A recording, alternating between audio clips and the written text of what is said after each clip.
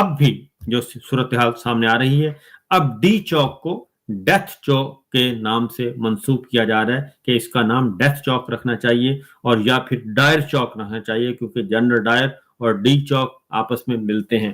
تو یہ بھی آ رہی, اور یہ ہم مطالبات ہم نہیں کر رہے بلکہ یہ وکلا کر رہے ہیں. میں آپ کو سنواتا ہوں, پہلے ذرا اسی مطالبے کے بارے میں ذرا سنیے کہ فیصل چودھری صاحب وہ کہتے ہیں کہ اس کا نام ڈیتھ چوک رکھنا چاہیے اور یہ جنرل ڈائر کے ظلم و ستم کے بعد اس کا نام یہی بنتا ہے. کیا کہتے ہیں فیصل چودھری صاحب, ذرا سنیے. بالکل ان سے پابندی لگا دی ملاقاتوں کی. وہ عمران خان صاحب کے بارے میں پابندی کے بارے میں بتا رہے ہیں کہ مکمل پابندی لگا دی گئی ہے, اور پابندی اس لیے لگائی گئی ہے کہ یہ جو ہے جلیانوالہ باغ کا سانحہ ڈی چوک میں ہوا اور جو قتل عام کیا گیا, اس کے بعد عمران خان صاحب پہ پابندی اس لیے لگائی گئی ہے کہ ان تک کوئی انفارمیشن نہ پہنچ سکے اور ان کو رام کرنے کی کوشش کی جا رہی ہے, ان کو دبانے کی کوشش کی جا رہی ہے. ذرا سنیے. ان کا ریمانڈ 6 دن کا دینا زیادتی تھی, اور لیکن اس کے بعد کے جو تمام حالات ہیں وہ آپ کے سامنے ہیں کہ عمران خان صاحب تک ایکسیس بھی روک دی گئی, بالکل ان سے پابندی لگا دی ملاقاتوں کی. اس وجہ سے جو ہے وہ نگرانی بھی نہیں فائل ہو سکی, اور جتنے حالات خراب کر دیے گئے 26 کے بعد, جو اسلام آباد کے ڈیتھ چوک میں کہتا ہوں اس کو ڈی چوک کو, وہ ڈیتھ چوک ہے, اس میں جو حالات ہوئے اس کو اس کی جتنی بھی مذمت کی جائے وہ کم ہے. وہ جلیانوالہ باغ 2 ہے میری نظر میں, اور مجھے اس میں کوئی آر نہیں ہے. مجھے نہیں پتا آپ لوگ چلا سکیں گے کہ نہیں چلا سکیں گے, لیکن عوام کے اوپر ہونے والے ظلم کو جنرل ڈائر کے بعد 1919 میں یہ اس سے اندوناک واقعہ ہے. یہاں پہ پاکستانی شہری جو ہیں وہ شہید ہوئے ہیں, ان کا خون بہا ہے, اور اس چیز کو جو ہے فوری طور پہ اس کی جوڈیشل تحقیقات کرنی چاہیے, ورنہ یہ انٹرنیشنلی بھی امبیرسمنٹ کا باعث بنے گا اور بڑی مشکلات ہوں گی. ایسا کبھی بھی نہیں ہوا کہ سیاسی اعتماد کے اوپر ڈائریکٹ فائر کیے جائیں اور ڈائریکٹ جو ہے لوگوں کو زخمی کیا جائے اور ان کی شہادتیں ہو جائیں. تو اس میں بھی تحقیقات کا مطالبہ میں آپ کے تھرو کرتا ہوں کہ تمام عوام کو کنسرن. آج آپ پاکستان کے ہر نکڑ میں چلے جائیں, کسی دکان میں چلے جائیں, کسی تو کہتے ہیں کہیں بھی چلے جائیں یہی واقعہ ہے, اور اس کی تحقیقات ہونی چاہیے, ورنہ یہ مصیبت گلے پڑ جائے گی جنہوں نے یہ آپریشن کروایا, اور پاکستان اور پاکستان کی گورنمنٹ کو بھگتنا پڑے گا. دوسری جانب بٹ صاحب جو ہے جی لاہور ہائی کورٹ بار, اور لاہور ہائی کورٹ میں جو کنونشن ہوا وکلا نے خطاب کیا, وہ خطاب بھی ذرا سنیے کہ اس ساری سچویشن پہ وہ کیا کہتے ہیں, وکلا قیادت کیا کہتی ہے. ہمارے عوام کو ہماری ہی فوج نے فتح کیا ہے. شرمناک بات ہے, افسوسناک بات ہے کہ وہ کہتے ہیں گھر کو آگ لگ گئی گھر کے چراغ سے, اور پھر اس کے بعد جو حکومت کی بے شرمی ہے کہ میڈیا میں اس چیز کو بتا رہے ہیں کہ جی وہ چھوڑ کے بھاگ گئے. تو کیا آپ کے گھر جاتے, کدھر جاتے؟ اگر آپ انڈیا پہ حملہ کرتے ہم آپ کے ساتھ جاتے. آپ اتنے بزدل ہیں کہ آپ ان نہتے پاکستانیوں پہ جن کے سر پہ, جن کی کلیکشن پہ, جن کے ٹیکسوں پہ آپ کے گھر چل رہا ہے, آپ نے ان کے اوپر ظلم کیا ہے, زیادتی کی ہے. ان پاکستانی معصوم بے گناہ شہریوں میں زیادتی کی ہے. آپ کو شرم آنی چاہیے. میں تو حیران ہوں کہ میڈیا میں بار بار اس چیز کا اظہار کیا جا رہا ہے. رات کے اندھیرے میں چھوڑ کے بھاگ کے پھر کدھر جاتے, خودکشیاں کرتے. جن لوگوں کو ہم نے بندوقیں اپنے خون سے خرید کر دی ہیں, انہیں بندوقیں ہمارے سروں میں چلائی ہیں, ہم کیا کریں بتائیں؟ مظلوم بے کس اور مجبور شہری کیا کریں؟ اپنے آپ کو پاگل کہیں کہ ایسے جاہلوں کو ہم نے اپنی فوج بنا دی ہے, ایسے لوگوں کو اپنا حکمران بنا دیا ہے جن کو اپنے مسلوں کی شناخت ہی نہیں ہے, جن کو ووٹ دے کے ہمارے عوام نے وہاں پہ پہنچایا جس طریقے سے بھی پہنچایا. ان لوگوں کو بھی شرم نہیں ہے کہ آج تم جس کرسی کو سمجھتے ہو کہ یہ بڑی پاورفل ہے, تم سے پہلے والے بھی اس کرسی پہ بیٹھ کے یہی سمجھتے تھے, آج ان کا نام بھی نہیں ہے. وہ اپنے بچوں سمیت جہاں سے جا چکے ہیں, اس دھرتی نے ان کو قبول نہیں کیا. میں سمجھتا ہوں شہباز شریف صاحب, آپ اور آپ کی ساری آل اولاد اس وقت انگلینڈ میں ہے, صرف آپ حکومت کرنے یہاں بیٹھے ہوئے.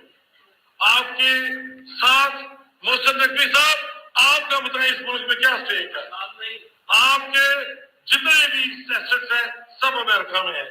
حافظ عاصم منیر صاحب, जितने चल रहे हैं, किसी का मुंह है कि वो रिटायरमेंट के बाद पाकिस्तान में अपने वहां में रहने की काबिल रह गया हो?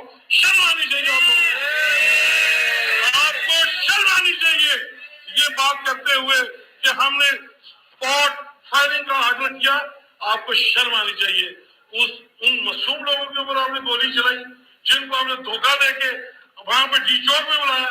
आप कहते थे कि ये इंतशारी है, आप उससे बड़े कातिल हैं। इंतशारी छोटा लफ्ज है, आपने आवाम के ऊपर गोली चलाई है।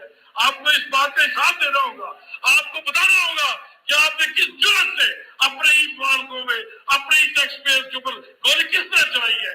मेरे दोस्तों, यहाँ बिल्कुल सही कहा है।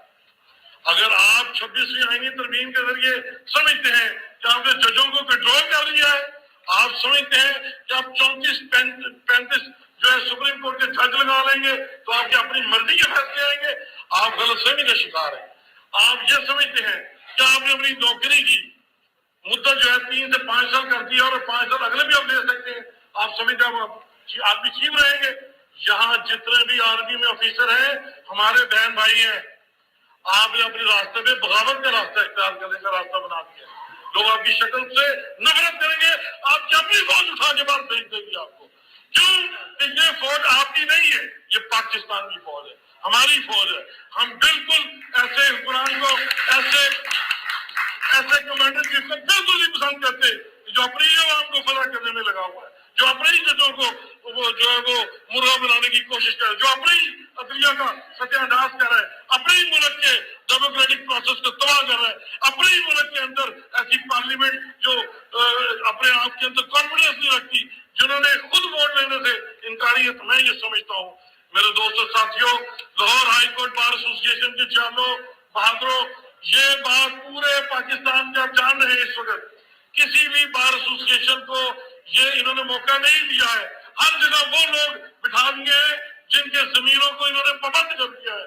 लेकिन ये शेरों की बार है, ये बहादुरों की बार है, ये कानून और आइन की बालादस्ती को कायम करने वाली बार है।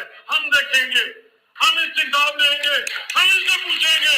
आज पहला मुतालबा है, आज पहला मुतालबा है कि वजीर आजम साहब, आप दहल वजीर आजम हैं, आप सिचुएशन हैंडल नहीं कर सके हैं, आप हमें इस्तीफा फौरन अवाम को दें, अवाम के सामने टीवी पे आकर ऐलान कर दें।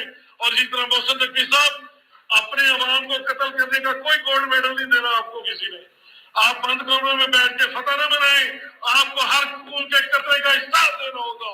हम आपको बुलाएंगे, कटहरे में खड़ा करेंगे, फौरी तौर पे आप अपनी वज़ारत दाखिला का इस्तीफा दें और इजाजत दबाव दें।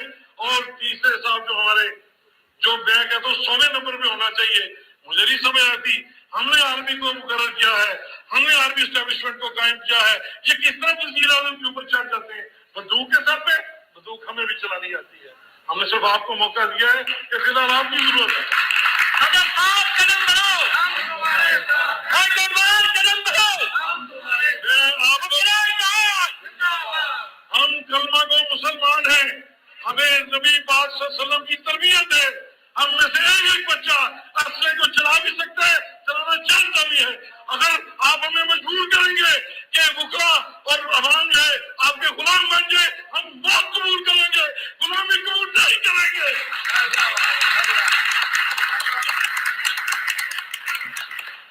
अभी वक्त है, अपने मामला दुरुस्त कर लो। मेरे जितने भाइयों ने कहा है उसका कंक्लूड ये है कि हम आने वाले वक्त में आपको टाइम देते हैं 8 दिन का। अगली जुमेरात तक अगर आप लोग इस्तीफे नहीं देते, शर्मसारी का साथ नहीं करते, तो आपका ट्रायल हम यहाँ शुरू करेंगे। आपको लग बना जाएगा कि लाहौर हाईकोर्ट बार करने किसको है। मैं कहता हूँ असम मुनीर ने अपने पाँव पे कुल्हाड़ी खुद मारी है, इसको इसके चंदेल ही वहां से निकालेंगे। आपको कुछ करने की जरूरत नहीं है। जो सर्विस करके 25 साल बैठे रहेंगे, ये यहाँ 10 साल क्या करेगा? इसको किसी ने नहीं चलने देना। बेफिक्र हो जाए, उसे अपनी मौत का परवाना खुद लिखना है। इसलिए मैं कहता हूँ कि होश के नाखुन लें, हमें आप वकील ही रहने दें, हमें आप कानून और आइन की बालादस्ती के लिए काम करने दें, अवाम को, सियासी वर्कर को इज्जत और वकार दें। हम नहीं कंसर्न कि कौन सी मखसूस पार्टी है। हम कहते हैं जो जमहूरियत की बात करेगा, जो आइन की बात करेगा, जो कानून की बात करेगा वो हमारा भाई है। हम किसी भी पार्टी का हो, बुकरा काला कोट, दस्तूर और आइन की बालादस्ती की बात करते हैं।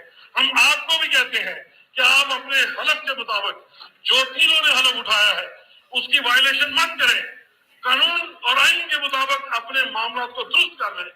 अगले 8 दिन में अगर आप नहीं करते, हम आपका ट्रायल भी करेंगे, आपका मुहासवा भी होगा और आपको बताएंगे कि मासूम और बेगुनाह खून कैसे बोलता है। वो गलियों बाजारों में भी बोलेगा, वो हर जगह आपके शानों में चढ़ के आपके दिमागों के ऊपर बोलेगा। आपको समझ आ जाएगी कि बेगुनाह खून को बहाने का कसूर क्या होता है और उसका बदला किस तरह रब की दात देती है। बहुत बहुत शुक्रिया, थैंक यू वेरी मच। इसके बाद हमारे जनाजा भी है वजू करके ये मीडिया चौक बना। तो ये थे जनाब भट्ट साहब, Lahore high court bar association के सदर, और उनकी तकरीर आपने सुनी।